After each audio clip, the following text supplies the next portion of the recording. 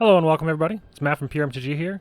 So, I've got a deck tech on Wernog and Bjorna. These are basically the Wildwise and Lucas something or other. Quite frankly, Lucas, honestly, not really the choice of commanders here, but Wildwise is really very good for the deck, and everything else is just kind of... Lucas is there for the colors. You could use 11 if you're not restricted like I am, but... So this deck has some limitations on it. Excuse me. And basically... we can only use Universes Beyond commanders, and our budget has to be under $500. Slicer is banned, and 11 is banned. 11 is banned because I guess it'd be too easy to make 5 colors, and they wanted to make it, I guess, more simple, which, easier, diverse, I guess is the better word. Like I said, I would use 11 over Lucas. I have access to green, because why not? But anyways, the deck is still very, very strong. This is a CEDH light deck. It has tons of different combos in it. There's like 27 combos, 27 different combos. Luckily, you don't have to know all the combos necessarily. You can just copy the deck list. There should be, for the people that don't have, that aren't logged in, there should be like a button when I post the link down in the description. You can click download, and then you can copy the list that it pops up. And then you can come over here to commanderspellbook.com, and then there's a thing called Find My Combos. You just paste your deck in here, and then it finds all the combos for you that are in your deck.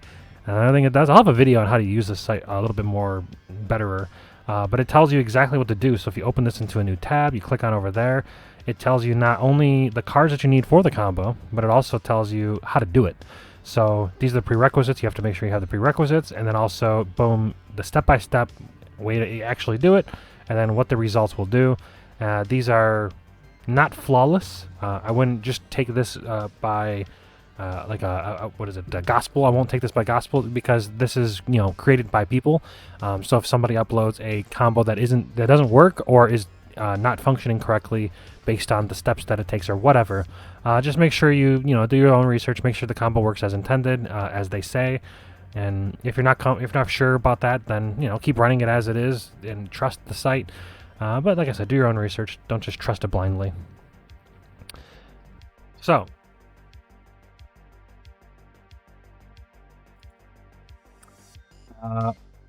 This is a flicker deck that is designed to, we'll call it blink. It's a blink deck.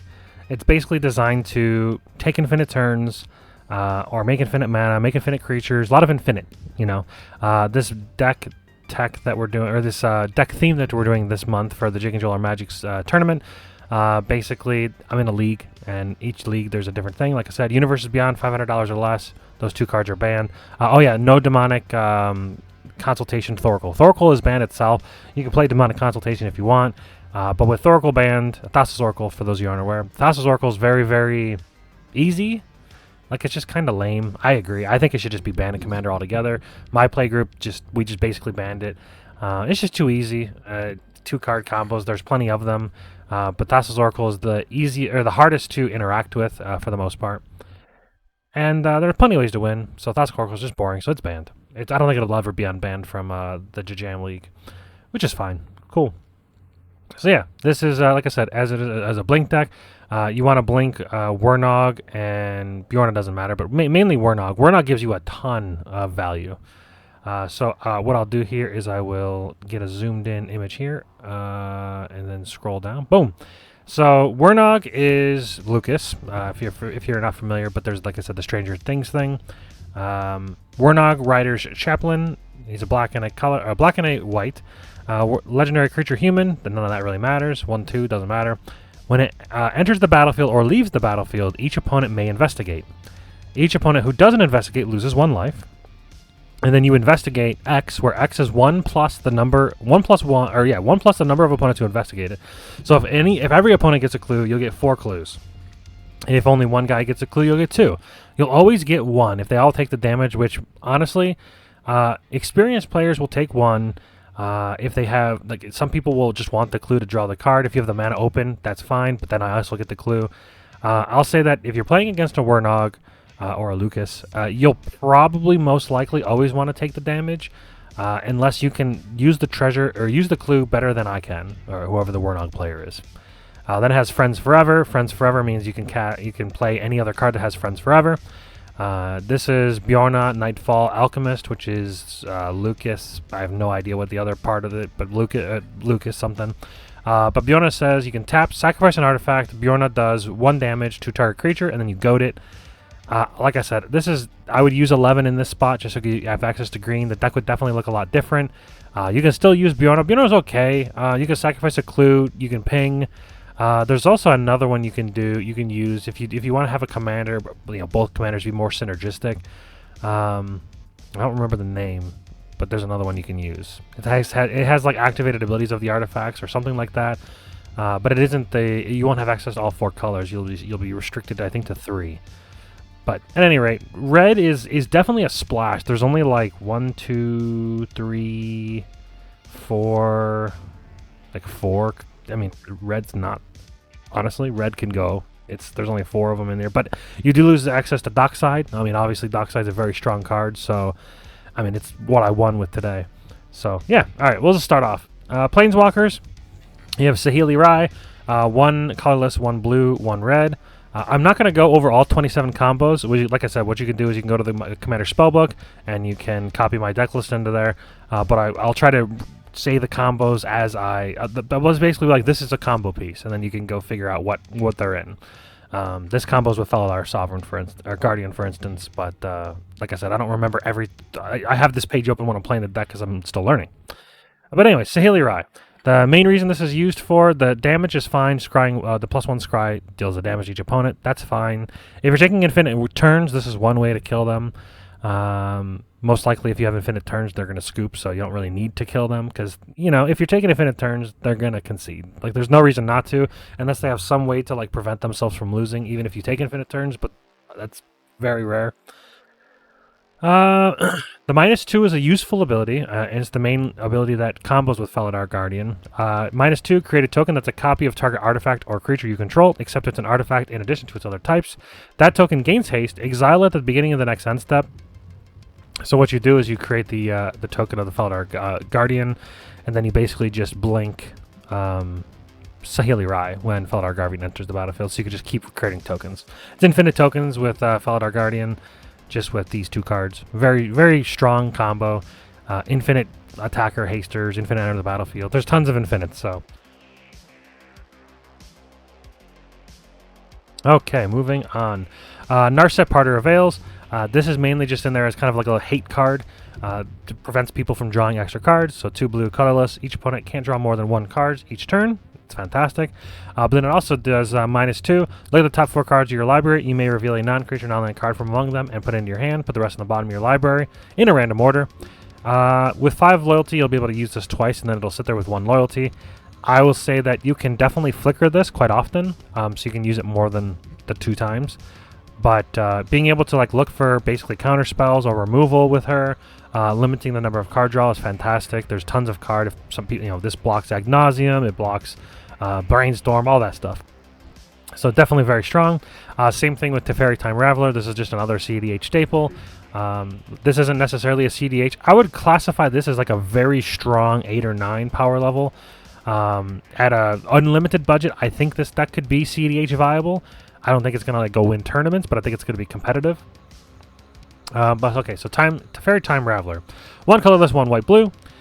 Each opponent can cast spells only anytime they can cast a sorcery, so it slows down. No counterspells, no instant removal. They have to play everything on their turn. Very strong effect just on a Planeswalker that has a decent amount of loyalty. Starts with 4. And then the +1 is you can cast sorcery spells as though they had flash. That's pretty solid. And you can board wipe at instant speed if needed. We don't run any board wipes because don't need it. And then there's also -3, return up to 1 target artifact, creature, or enchantment to its owner's hand. Draw a card. So this can remove a stacks piece from your opponent. This could bounce a creature back to your hand and then replay it to get the end of the battlefield trigger. A lot of our creatures have a ton of value from entering the battlefield. So being able to return a creature could be fantastic. And like I said, removing hate is also pretty strong. So it allows you to combo off. If there's like a rule of law on the battlefield, you can use this to bounce it, and then you can you're no longer rule of lawed. Peregrine Drake, another combo piece. Flying, when it enters the battlefield, untap 5 lands. You just flicker this a bunch, get tons of value, untap tons of lands. So once you play it, it's free to play, as long as it doesn't get countered. It's free to play. You untap all your lands. And then every time you flicker it, it turns every flicker spell into adding extra mana. And enter the end. You know, if you have Panharmonicon, you can double this. You know, there's all kinds of crazy good stuff. That is the same thing for the next card, Cloud of Fairies. 1 color is 1 blue. When it enters the battlefield, untap 2 lands. Again, just another flicker target, just to untap some lands. Restoration Angel, this is another flicker target, but also it is a flicker spell itself. The thing that's cool about this is that this is kind of like a savior. This is kind of it's entered the battlefield, a flicker target, but it's also a flicker spell. So it's just you can flash it in, save a creature. You can flash it in to get some benefit from one of the plethora of flicker targets and gain tons of value. Archaeomancer is just another part of combos. There is if you want to, another way to take and limit the turns is to run extra turn spells with Archaeomancer, and as long as you can flicker Archaeomancer every turn with like Teleportation Circle, you can take infinite turns with any of the infinite turn spells with Archaeomancer, because you keep getting the infinite spell back to your hand, as long as it isn't one of the ones that exile. So that's a really nice thing. But also, this is just a way to get value from getting your counterspells back, getting removal back. Once you land this on the battlefield, you're going to get probably a flicker spell back, and then you can flicker it again, get a different spell back or another flicker spell. Being able to like flicker your things over and over time. Flicker meaning, if you're not familiar with the term flicker, it leaves the battlefield and then comes back in, so you get the end of the battlefield trigger. So that's what this is there. A lot of flexibility for that, and very strong. Then we've got Dualcaster Mage. Dualcaster Mage is 2 red, 1 colorless. It's got flash 2/2. When it enters the battlefield, copy target instant or sorcery spell. You may choose new targets. This is another combo piece. This combos with Twin Flame alone. Those 2 cards. Plus, there's a bunch of others. This combos with like 5 or 6 other cards in the deck. But basically, it's this: you go to cast the flicker spell, and then you cast this while holding priority, and then whatever you flicker, the Dualcaster Mage will come in, copy the flicker spell, whatever flicker spell you use, and then you just keep copying Dualcaster Mage, and then it'll keep entering the battlefield as the token copy, but it has the enter the battlefield, so you just keep targeting the flicker spell, so you can like draw your whole deck, infinite enter the battlefield triggers, stuff like that. It's also infinite 2/2 hasters, because the Twin Flame gives them haste. Yeah, just very strong. It's a fairly common staple in CEDH. You've got Yorion, Sky Nomad, 5 mana for a 4/5. You don't care about the companion part because it's not a companion. This is actually just straight up in the deck. And then flying, when it enters the battlefield, exile any number of non-land permanents you control, you own and control. Return those cards to the battlefield at the beginning of the next end step. This is a way to, I mean, if you played board wipes, you could Yorion, and then, you know, you flicker everything. You can flicker itself as well, by the way.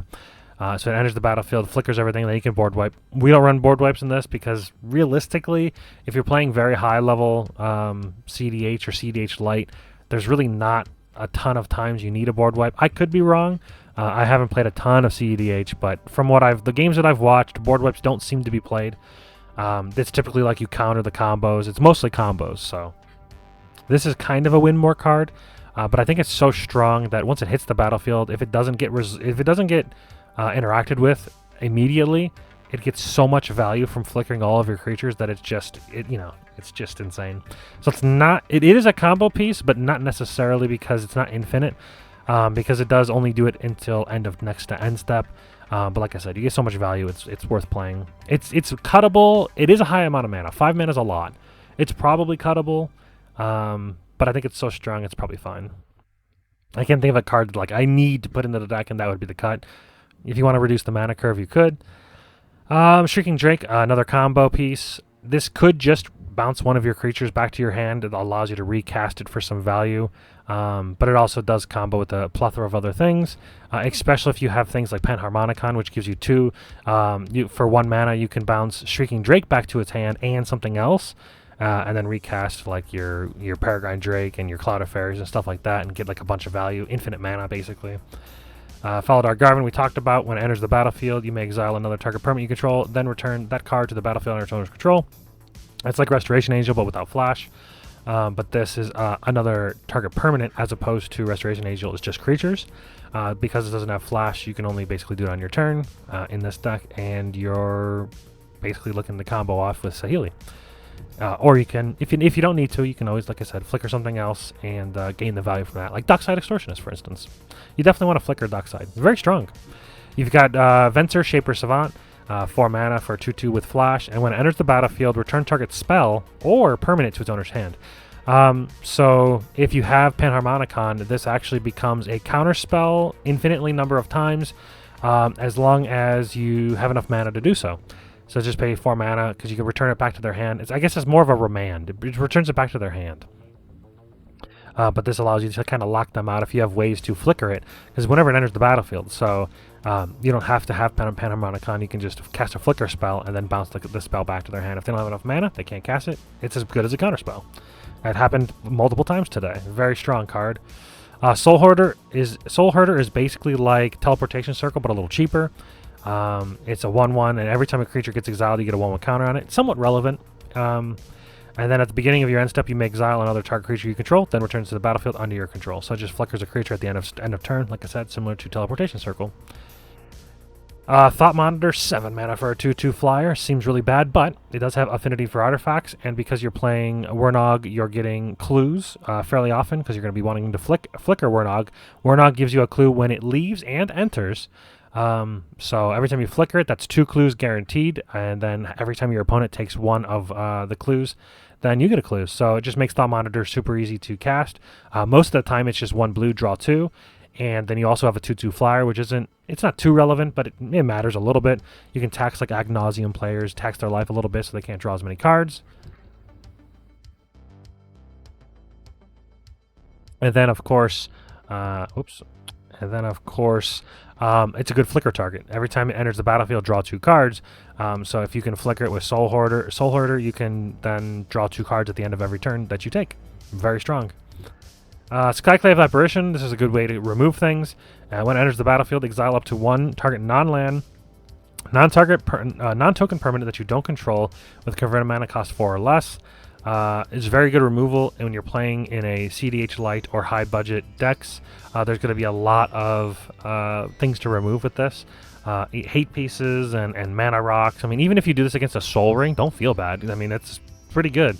It's exiled forever, and when Skyclave Apparition leaves the battlefield, they will get a illusion token equal to the converted mana cost of whatever you exiled. So you do have to keep track of what you exiled with Skyclave, but they don't get the card back. They only get a useless. I mean, I wouldn't say useless, but they get a illusion creature, which realistically don't matter.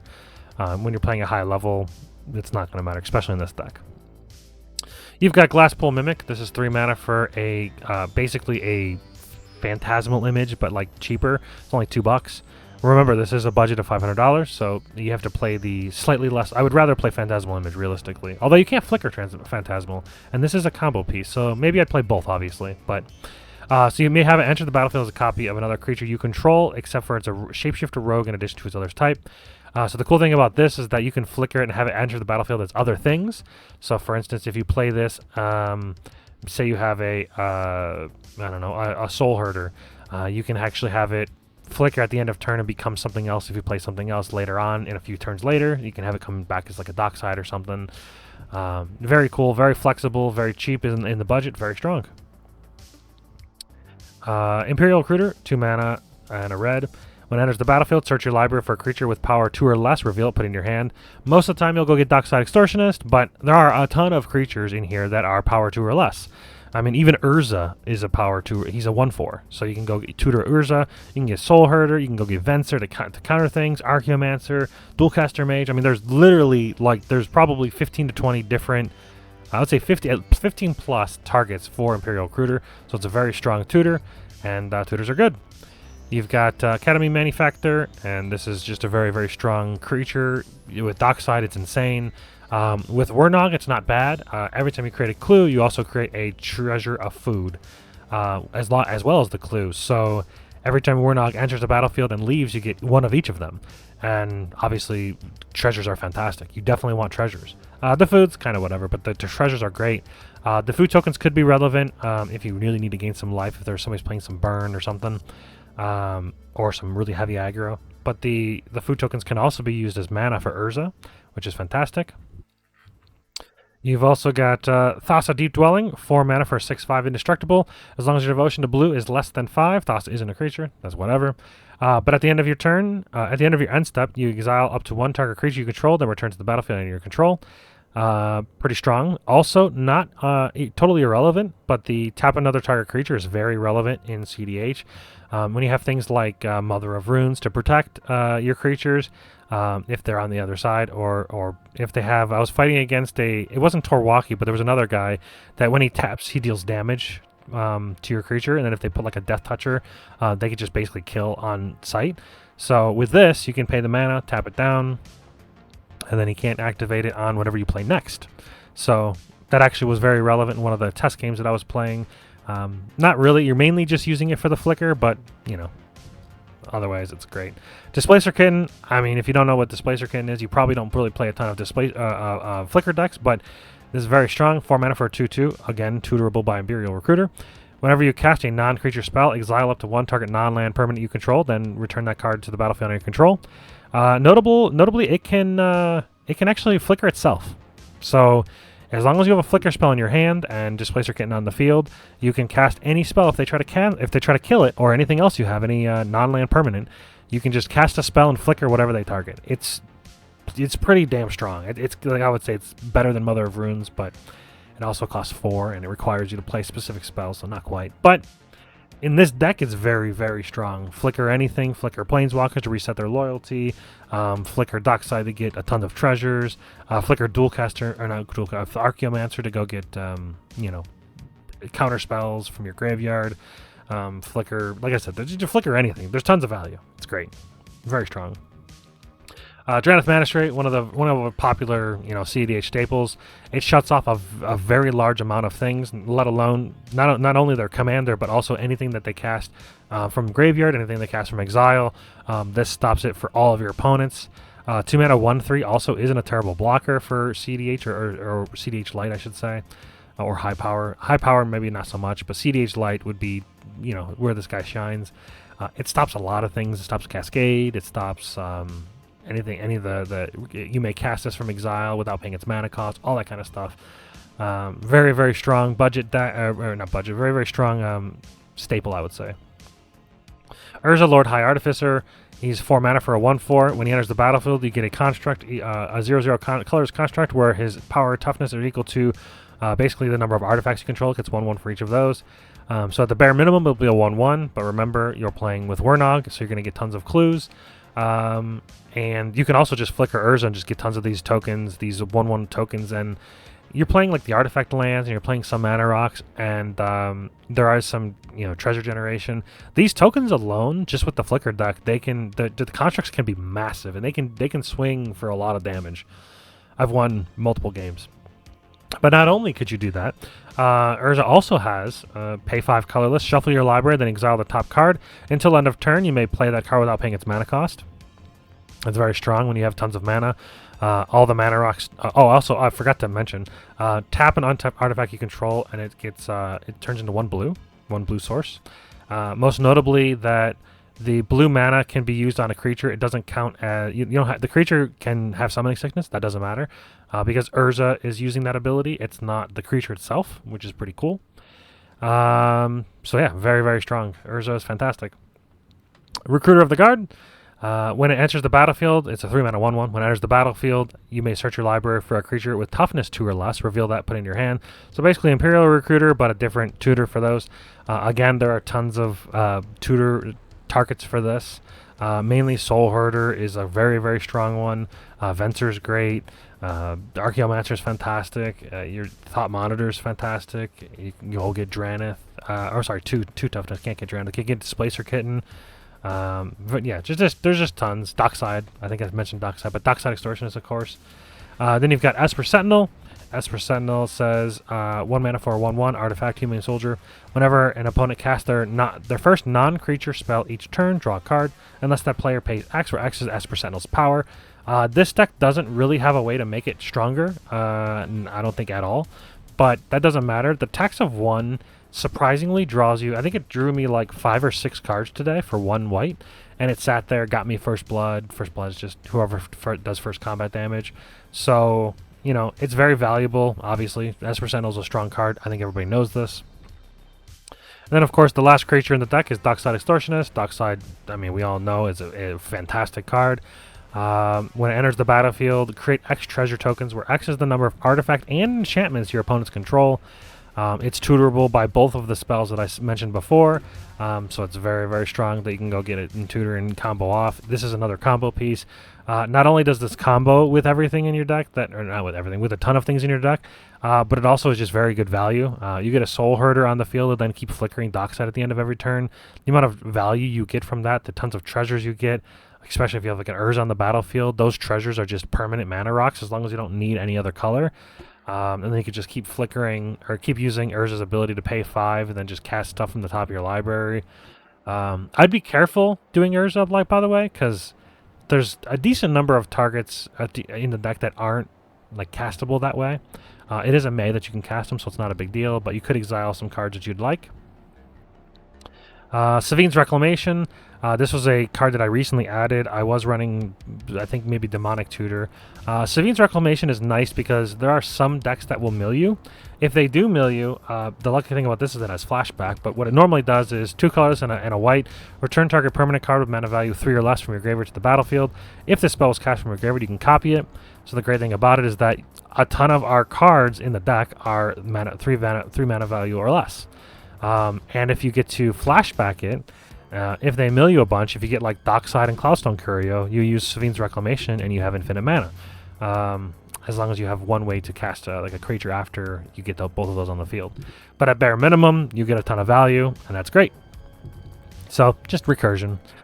Think of like Noxious Revival or Eternal Witness. This is the white's Noxious Revival, Eternal Witness, but in my opinion, slightly better. Unless you're playing a Flicker deck in green. Twin Flame, this is the thing that combos with, one of the things that combos with Dualcaster Mage. So it's 2 mana. Choose any number of target creatures you control. For each of them, create a token that's a copy of that creature, except it has haste. Exile those tokens at the beginning of their next end step. So basically, you're going to want to ignore the Strive. I mean, I guess there are times where maybe your thing gets your Dualcaster Mage gets exiled or whatever. Maybe you want to cast this for some value just to get some copies. You do have Enter the Battlefield triggers from that, so this can be used as a little bit of flex, but most of the time you're using it to combo out. You've got Momentary Blink, Flicker Spell. I'm just going to refer to these as Flicker Spells because there's a ton of them. They basically do all the same thing. If they don't, then I'll say something else. But Flicker Spell, this has flashback. That's great value. Acrobatic Maneuver is a Flicker Spell, but it also draws a card. So this goes infinite draw with Dualcaster Mage. So you can draw your whole deck, which is great. Dispels, counter target instant spell. You have to have a ton of reactions. I would say probably 15 to 20 interaction spells, whether it's counterspells or removal, are like what you want to have as like a baseline for most CEDH deck light decks. Cloud Shift, another Flicker spell. Exile target creature you control, then return it back to the battlefield. Stern Scolding, one of the new counter spells from Lord of the Rings. Counter target creature spell with power or toughness 2 or less. You would be surprised how many things this counters. It counters so much. It counters Dockside. It counters, I mean, we talked about a ton of different creatures. Everything that Imperial Recruiter goes and gets, and it will counter it. Everything Recruiter of the Guard gets, it'll counter it. It'll counter Recruiter of the Guard. It'll counter Imperial Recruiter. It'll counter Esper Sentinel. It counters Drannith Magistrate, Displacer Kitten. Like, it counters Academy Manufacturer. Counters Peregrine Drake. It counters almost everything in this deck. It doesn't counter only a few things. It counters Urza. Stern Scolding, probably one of the best counter spells they've printed in a very long time for very low amount of mana, only 1 blue. Very strong, very good counter spell. Disorder in the Court. This is a very good counter spell, or Flicker in our deck, Flicker spell in our deck because it's 2 mana and X. It's a little pricey, but it's about the same as what is it called? Acrobatic Maneuver, where it flickers X things. But the nice thing about this is it not only does it exile X creatures, but then it also investigates X. So you get to flicker X creatures and then also get those clue tokens. And then you return those at the end of the next end step. So this could, if somebody board wipes it, I did see some people playing board wipes in our game. So you could flicker all your creatures, get a bunch of clue tokens, the board wipe happens, and then they all flicker back at the end of the end step. So it's a way to dodge board wipes. It's a way to get value. It's a way to save your creatures if they're trying to die. So flicker spells are very, very... I would use them defensively. I would not use them just for value. Because they're all instant for the most part, I would only flicker in response to things. Don't just flicker for nothing. Because you could go to flicker for nothing and they will kill the thing you're trying to flicker and you lose the value. But if they try to kill the thing you're flickering and you flicker in response, then you gain the value. They waste the kill spell, and then you get also the value from whatever you're flickering. So do not flicker your creatures just for value unless you have a way to protect them. If you have multiple flicker spells, it's kind of okay.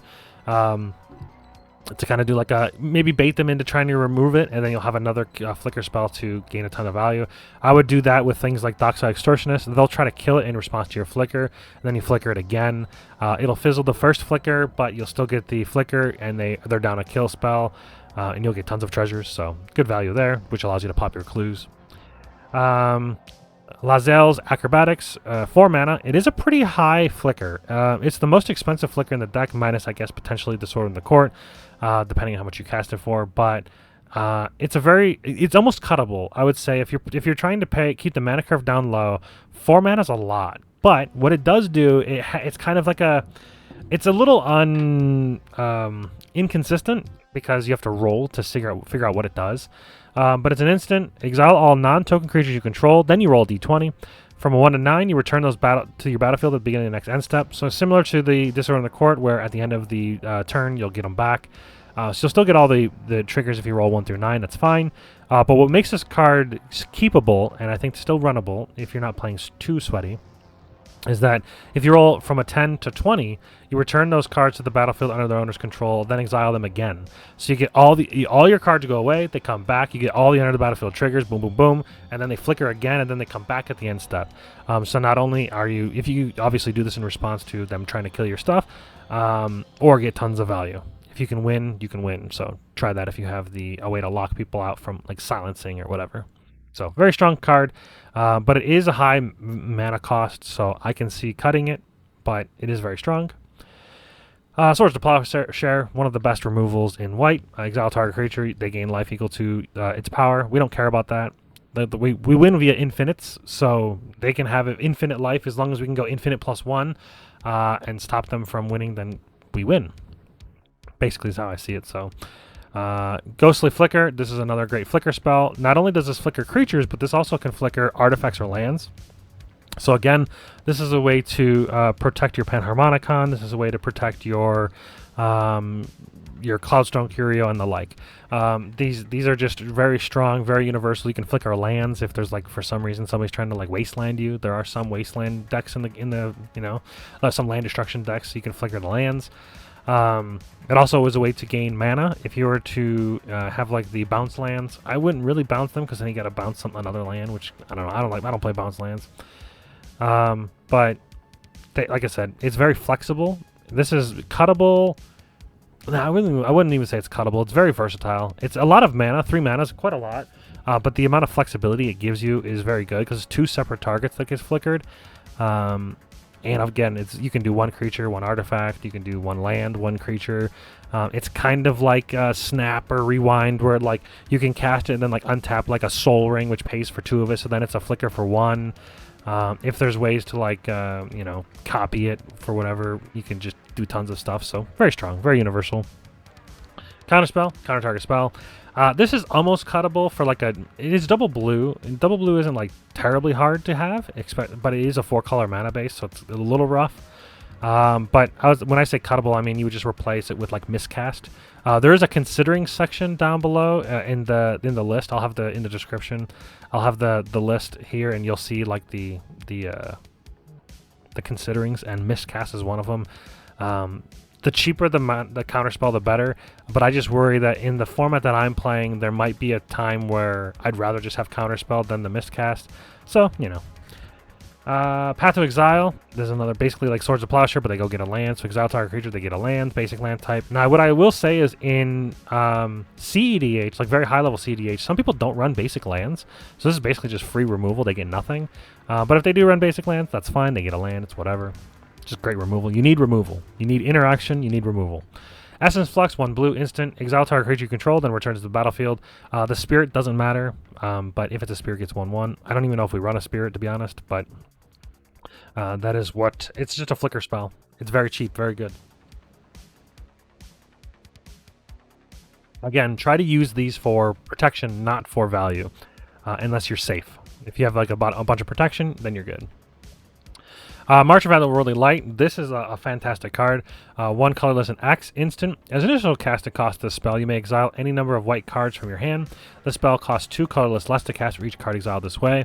So sort of Force of Will-ish removal. The thing that's great about it is that it's instant. You can leave 1 white up as long as you have some white cards in your hand and hit a few different things. Exile target artifact, creature, or enchantment. So it's very versatile. It's exile. It's very versatile. Hits 3 different things. 3 very, very important different things. And it is exile at instant speed, which is great. Again, you need tons of interaction, so it's fantastic. Ephemerate, very strong card. It's a flicker spell, but has rebound as well. So it'll flicker now, then flicker later for 1 white. Very strong. Probably one of the best flicker spells. You've got an offer you can't refuse. 1 blue, counter target non-creature spell. They create 2 treasure. The 2 treasure isn't nothing, but you're countering their spell, and most likely you want to save your counter spells for like when they're winning. You don't want to like really. I mean, like maybe on a Smothering Tithe or like a Rhystic Study, maybe. But most of the time, I save my counters for when they're trying to win the game. It all depends on the state of the game. Eerie Interlude. This is kind of like the Disorder in the Court, but slightly better because it's a little cheaper. This is instant speed, 3 mana, instant. Exile any number of target creatures you control, then return those creatures to the battlefield at the beginning of the next end step. You have to remember which flicker spell you're using, because at the beginning of the next end step, you could like leave yourself completely open to not having any blocks. You want to make sure to time this correctly, is what I'm trying to say. But it is still very strong. You've got Arcane Denial, counter target spell. Then they draw 2 at the beginning of the next end step. You draw 1. Then at the beginning of the next upkeep, sorry. It's not. You don't really ever want to give your opponent card draw. I could see this being replaced with Miscast. It's probably right. Arcane Denial is typically, I mean, maybe even run. This is mainly in there for budget, but it's a hard counter. Hard counters are hard to find if you're limited by budget. Obviously, you'd want to run like Force of Will and Force of Negation and Pact Negation, stuff like that. Fierce Guardianship, but the budget is rough. So Arcane Denial is kind of in here. I could see this being cut to not give them any card value, but you do get to draw a card, so You've got Dovin Veto. Dovin's Veto is very, very good because it's not counterable. So it's a counter to a non-creature spell, and it can't be countered. There are still ways to get around this in our deck. I had an instance where I was going to flicker something in response to something being killed, and they went to Dovin's Veto my flicker, so then I just used a different flicker spell and then flickered the Dockside Extortionist. So it's one of those things where it's like, you can still prevent that from happening. Matter of fact, now that I think about it, I think the dude tried to Dovin's Veto my Venser. I'm pretty sure, I mean, that's a creature, but I don't think anybody caught it. But either way, you've got Mystical Tutor. This is just 1 blue instant. Search your library for instant or sorcery. Reveal it, put it on top of your library after you shuffle. When you're using as many clues as we are, or when you're getting as many clues, or the amount of card draw we have via like Thought Monitor, Flicker, and stuff, being able to Mystical Tutor at the end of turn, flicker some stuff, and draw some cards is pretty strong. I would use this to, I mean, you can even flicker, you can even Mystical Tutor and then like crack a clue to draw the whatever you tutored for, and then like in response for like a kill spell or a needed counter spell. So Mystical Tutor being instant speed, very nice. It sucks a little bit that it goes to the top of the library, but you know, what can you do when you're in the budget we're in? Silence. Your opponents can't cast spells this turn. You typically want to cast this when you're about to pop off. So if you have combos in hand, you can Mystical Tutor, go grab the silence everybody, and then you can do whatever the heck you want. You can take infinite turns, dual caster mage an infinite number of times, whatever combo you're using, use this as protection so they can't do anything.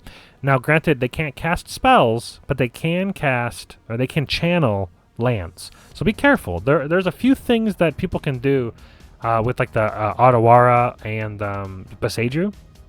So do be careful about things like that. So if you go to like do Time Sieve, somebody can still channel Boseiju and kill it, which will stop you. It's not casting anything. So there are a few ways to get around silence, but very few. You got Chain of Vapor. Chain of Vapor is interesting. Chain of Vapor is very strong, very versatile. Chain of Vapor is 1 blue, instant, return target non-land permanent to its owner's hand. Then that controller may sacrifice a land. If the player does, he or she may copy the spell and may choose a new target for the copy. So the thing that's interesting about this is that you can actually do this on your own stuff. You don't actually have to do it on your opponent's stuff, but it can be used as such. When I first read this card, I didn't like it at all because I was like, well, but they get to sacrifice a land and then they get to bounce one of my things. In this deck, you kind of want them to bounce your stuff. There's like very few things that you don't want them to bounce. Obviously, it could be a little annoying if they bounce like your teleportation circle or something like that. But typically, you're only going to use this when they're trying to combo off, or if they have like a stacks piece that you need to bounce in order to like combo off yourself. Or what you could do, like I said, you have stuff you want to bounce, so you could easily bounce something and save it. It is not an online permanent, so you can bounce something and save it. Then you can sacrifice a land, copy it, bounce another thing to get like the end of the battlefield triggers. You can bounce Wernog. With Wernog only being 2 mana, you can get the value of the clues coming out, and then also, going back in. There's just a lot of versatility. Very strong card. Highly recommend. Swan Song, very good counterspell. Very versatile. Doesn't counter everything, but it counters a ton of good stuff. So it's an instant with 1 blue, counter target enchantment, instant, or sorcery spell. Its controller creates a 2/2 bird. Not nothing, but it's basically nothing. The 2/2 birds are relevant for the most part. Enlightened Tutor. 1 white instant, search your library for an artifact or enchantment card, reveal it, put that in your hand, shuffle. This is mainly used to go get your value pieces, like your Inspiring Statuary, your Mystic Remora, your Panharmonicon. If you really wanted to, you can go get Soul Ring, Strynock Resonator, Wishclaw Talisman. There's a ton of different. There's even Academy Manufactor, Time Sieve to take infinite turns. So there's tons of different things you can go get with this. Obviously, it's a tutor. It's very universal. And then Vampiric Tutor is just a tutor for anything. And it goes on top of your library, and you lose 2 life. So pretty value there. Pretty good value there. Azorius Signet, I would probably use this. I would replace this with either Fellow Stone, or I would replace it with the Talisman. But for budget reasons, I'm using the Azorius Signet. You've got the Inspiring Statuary, what I said before, 3 colorless non-artifact spells you cast have Improvise. Improvise basically allows you to tap your artifacts as mana, colorless mana, so it lets you just cast stuff for kind of free. It basically turns all your clues into mana rocks, but it also allows you to turn all your treasures into mana rocks and all your Inspiring Statuary into a mana rock. So very strong. Just gets lots of value from your commander. Arcane Signet, just a mana rock. Soul Ring, mana rock. Strynock Resonator. Strynock Resonator, you're basically trying to copy the enter the battlefield triggers. You can. I thought you could copy Time Sieve, but Time Sieve is not. It's an activated ability, not a triggered ability. So you're mainly just targeting your enter the battlefield triggers, which is pretty good. Even if you're targeting just the Wernog, you're getting an extra clue, and it's not too. If they take the damage every time, the amount of times you're flickering Wernog, they will start losing tons of life. And if you're playing against people that run like Ad Nauseam, it will tax their life to where they can't draw as many cards. So pretty strong. And Wishclaw Talisman. This one was a recent addition.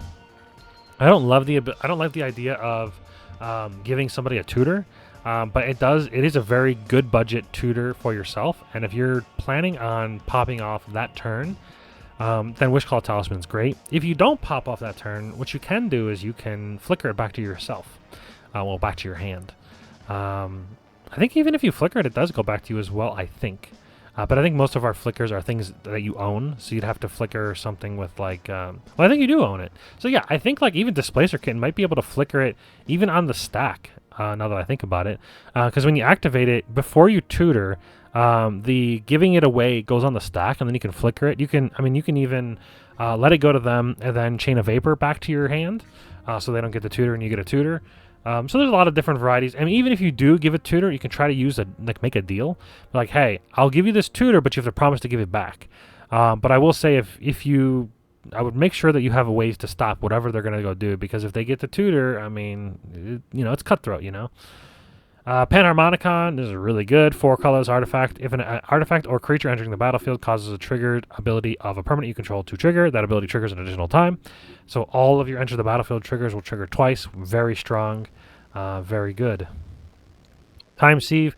Blue black. This is one of the ways to take infinite turns. I think the only way to take infinite turns at the moment. Sacrifice 5 artifacts, take an extra turn. You're creating tons of clues with Wernog entering and leaving the battlefield. And if you have something like a teleportation circle or a soul herder, you're able to flicker your thing enough to where you can kind of take like 3 or 4 extra turns just by, even if everybody takes life, you're still getting the 2 clues per turn. But if you have a Panharmonicon, that's 4 clues per turn. So then you're able to take like enough turns to where you can flicker enough with like Displacer Kitten and the like, and all the flicker spells, that you're able to basically get to the pieces you need, or the tutors you need, to then go infinite.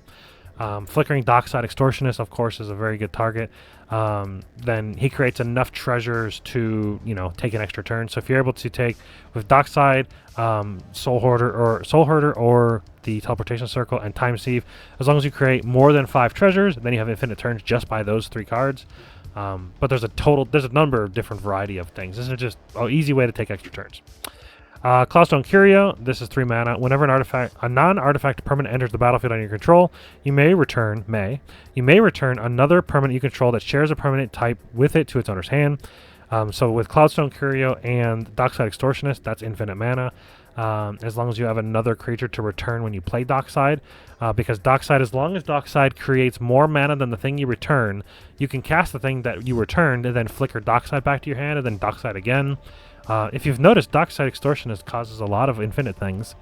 What a dumb card they've ever printed. They should ban that too. In my opinion, they should ban Thassa's Oracle, Dockside Extortionist, and Ad Nauseam. Those are my 3 that I think that they should ban to make the CEDH format a little bit more healthy. I could be wrong, but that's what I think. Mystic Remora. 1 blue, cumulative upkeep 1. So at the beginning of your upkeep, you have to pay 1 colorless mana to keep this around, otherwise you sacrifice it. And then whenever an opponent casts a non-creature spell, every time, you may draw a card unless they pay 4 colorless. Now, they're not going to be able to pay 4 very early on, so if you play Mystic Remora in the first few turns, odds are you're going to draw enough cards.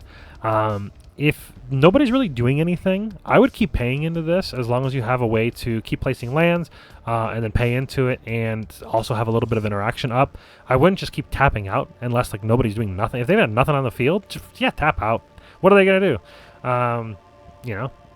Just keep drawing the cards. This will kind of tax them and give you tons of card draw.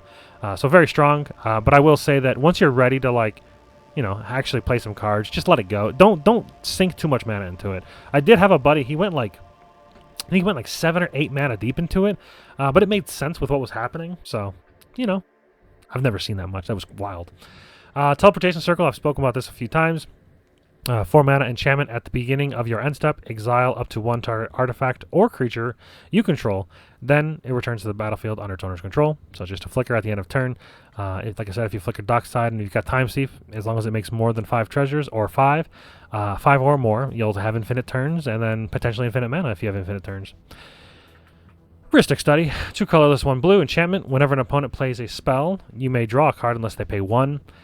This one is basically like Mystic Remora or the Esper Sentinel, but this is every time instead of limited or no cumulative upkeep. This is just always up.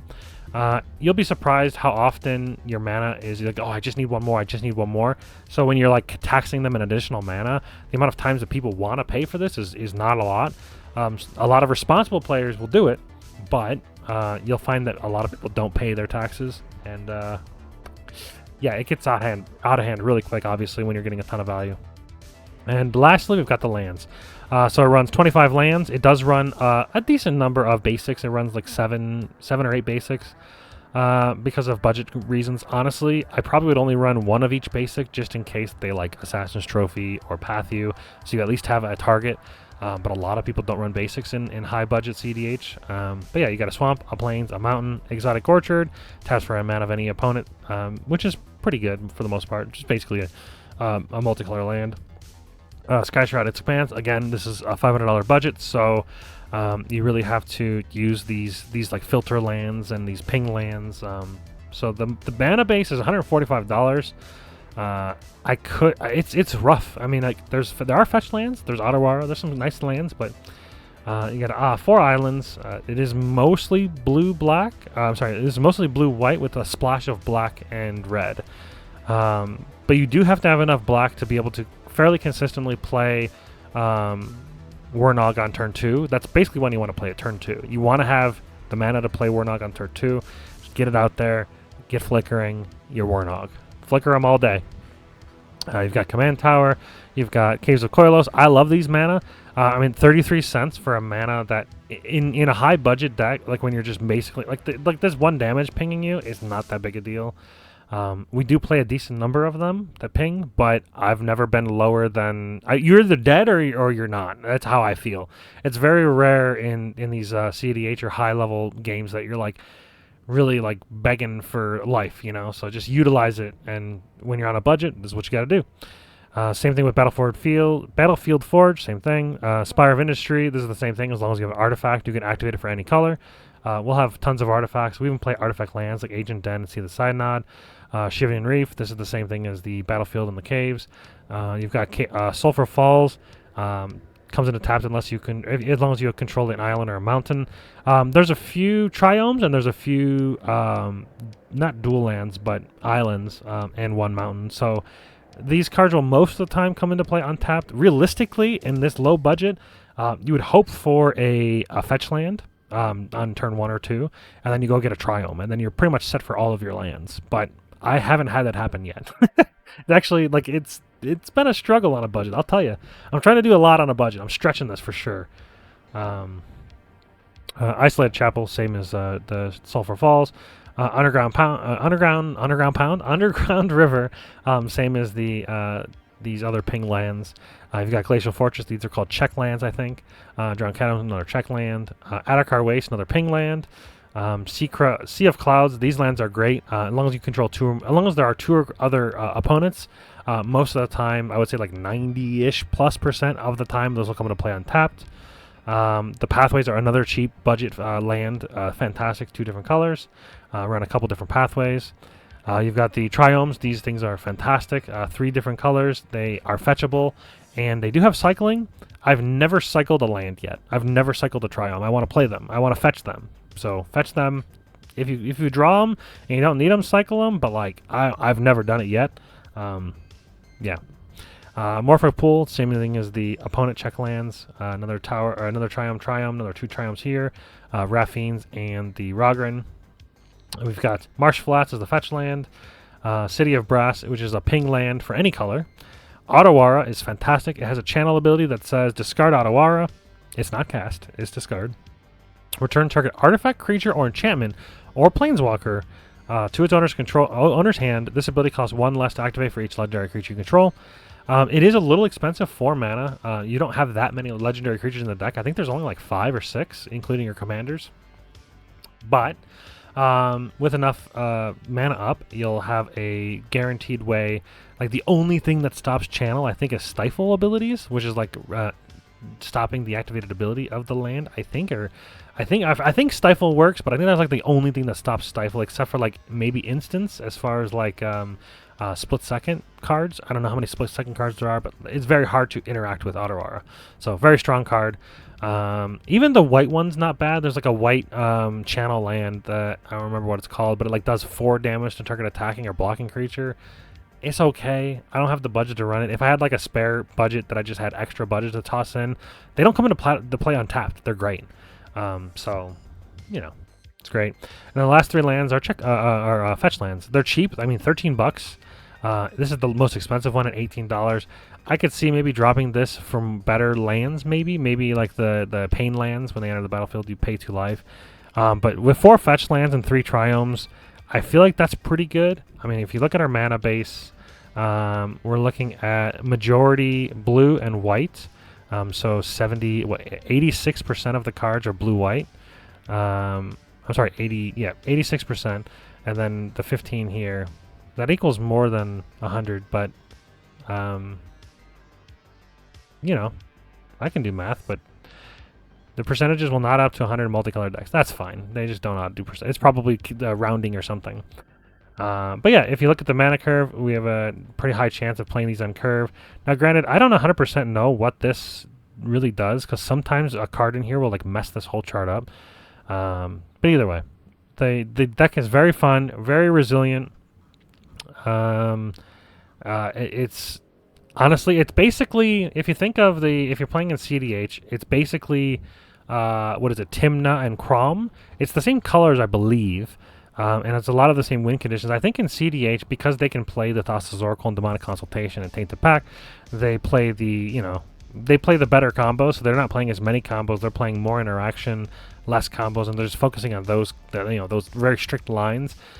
Because we're not able to play those cards, or at least Thassa's Oracle. We can play Labman, but Labman is way more difficult to do and way easier to interact with and interrupt. So it's just not worth it, in my opinion.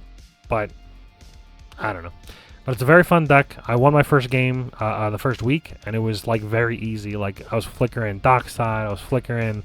It was just flickering with Soul Herder and Thought Monitor, drawing some cards, and like Imperial Recruiter of the Guard, and going to get like Venser to then like bounce the things on there. Like it's very, for the amount of interaction it runs, it's very strong, and you just have to you just have to stick a few things, and you have a lot of tools, and there's a lot of combos. Like I said, there's 27 combos, and just in this section alone. Let me get rid of this. Let me get this out of here.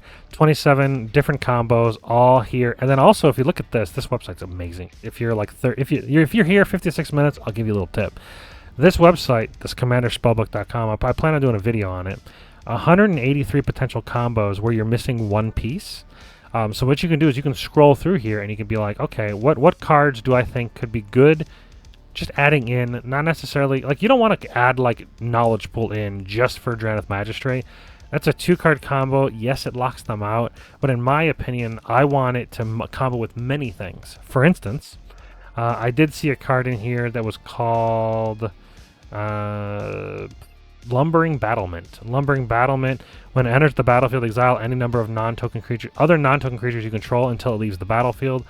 So basically, it combos with Feldar Guardian, Ephemerate, Restoration Anvil, Ephemerate, Feldar Guardian, Ghostly Flicker. Basically, Feldar Guardian and something else. But it does it with 1, 2, 3, 4, 5, 6. So adding just Lumbering Battlement into my deck, I'm going to be adding in 6 other combos in the deck. Now, that's probably worth it, and the only reason I haven't done that is because its mana cost is 5. That's a lot in high power Magic. I'm not running a ton of Mana Rocks. I'm not running a ton of land, so the Mana Rocks is like 4. 1, 2, 3, 3. 3 Mana Rocks, that's not a lot. No Mana Dorks, and only 35 lands. So I'm trying to keep my mana curve down. It's 1.5 with lands and 2.6 without. That is fairly low. So overall, that's the goal of the deck. Hope you guys enjoyed it. I know it's a long video, but I like to do my deck text in depth. So it explains everything, and then if you need to know the combos, like I said, download the deck. I can't link this because it's just a standard. It just says find my combos. It isn't like a specific link to this. But what you can do is you can just paste the deck list, and you can do this with any deck list. And this is a free site. I'll leave the link in the description, and you can just see how every combo works. You just click on a combo, pop over to it, and it explains exactly how the combo works. It even tells you like, when to hold priority, what you need on the field. It's just a very, very, very cool website. You can obviously go buy on TCG Player. I have to imagine this is an affiliate link, but I don't 100% know. And you can share it with your friends and stuff. What they really need to do is they need to add in, maybe I'll recommend it or ask, is if they can add in a way to share your deck list with the combos. Like share like this already copy pasted into this section. And when you copy paste it into it, it'll like load the combo. So like give it a minute, like not a minute, but like give it a few seconds, and then the combos will load in. It'll load in as you modify the each time you modify it. So just give it some time. It's not instant. Yep. Thanks for watching, everybody, and see you next time.